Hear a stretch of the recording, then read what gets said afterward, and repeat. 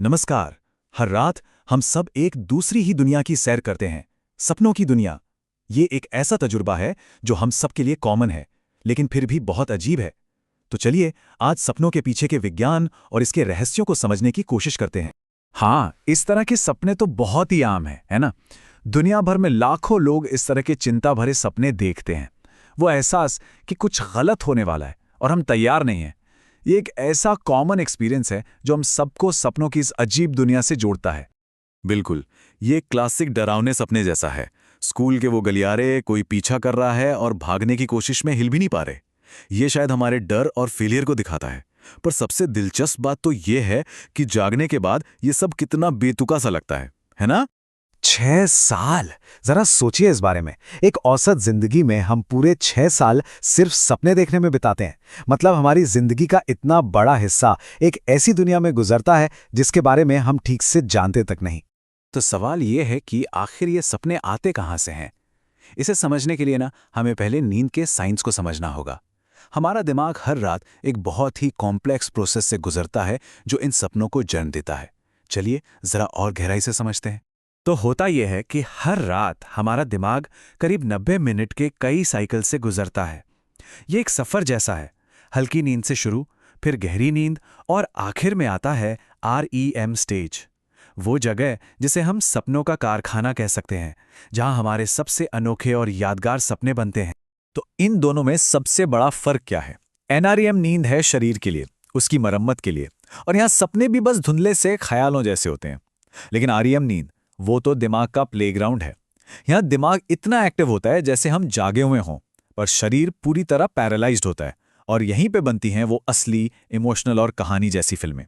अच्छा, तो एक सवाल उठता है, अगर REM नींद में हमारा दिमाग इतना एक्टिव है, इतने असली जैसे सपने देख रहा है, तो फिर ऐसा क्या है जो हमें इन सपनों पर असल में एक्ट करने से रोकता है? मतलब उड़ने के सपने में हम सच में खिड़की से क्यों नहीं कूद जाते? इसका जवाब है REM एटोनिया। ये हमारे शरीर का एक कमाल का सेफ्टी फीचर है। हमारा दिमाग हमें सेफ रखने के लिए हमारे शरीर को टेम्पररी पैरालाइज कर देता है, और इसीलिए जब हम सपने में भागने की कोशिश करते हैं तो अक्सर पैर भारी लगते हैं, क्योंकि असल में तो वो हिल ही नहीं रहे होते। ठीक है, तो अब हम ये तो जान गए कि सपने कैसे आते हैं, पर अब आते हैं सबसे बड़े सवाल पर कि आखिर हम सपने देखते ही क्यों हैं? क्या ये बस दिमागी एक्टिविटी का एक साइड इफेक्ट है, या फिर इसका कोई गहरा मतलब है? चलिए कुछ थ्योरीज पर नजर डालते हैं। सपनों को समझने की ये जो कोशिश है ना, ये कोई नई नहीं है। शुरुआत में फ्राइड और यूंग जैसे विचारकों को लगता था कि ये हमारी दबी हुई इच्छाएं हैं, ये कोई सीक्रेट मैसेज। लेकिन आज का साइंस हमें न्यूरोबायोलॉजी के आधार पर कुछ और ही बताता है। जैसे कि दिमाग शायद बस रैंडम सिग्नल से कोई कहानी बना रहा है, या फिर ये खतरों के लिए एक तरह की प्रैक्टिस है। तो पहली थ्योरी है मेमोरी कंसोलिडेशन।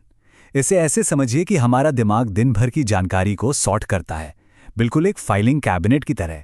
क्या रखना है, क्या फेंकना है। तो हो सकता है कि सपने बस इसी फाइलिंग प्रोसेस का एक साइड इफेक्ट हो, जिसमें हमें कुछ तस्वीरें और भावनाएं दिख जाती हैं। अब आती है एक और बड़ी ही दिलचस्प थ्योरी, थ्रेट सिमुलेशन। इसके हिसाब से सपने एक तरह के वर्चुअल सिमुलेटर हैं। हमारा दिमाग हमें असल जिंदगी के खतरों से बचने की प्रैक्टिस करवाता है। वो पीछा किए जाने वाले सपने या ऊंचाई से गिरने वाले, हो सकता है ये सब दिमाग की ट्रेनिंग ड्रिल हो, ताकि हम असल जिंदगी में तैयार रहें। और जानते हैं, इस थ्रेट सिमुलेशन थ्योरी को एक बात और भी मजबूत करती है। स्टडीज बताती हैं कि हमारे ज्यादातर सपने पॉजिटिव नहीं बल्कि नेगेटिव होते हैं। उनमें डर और चिंता जैसी भावनाएं ज्यादा होती हैं।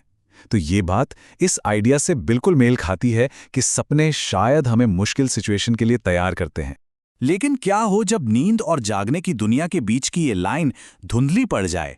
कभी कभी इस सिस्टम में कुछ गड़बड़ियां हो जाती हैं, और तब जो अनुभव होते हैं वो काफी अजीब, यहां तक कि डरावने भी हो सकते हैं।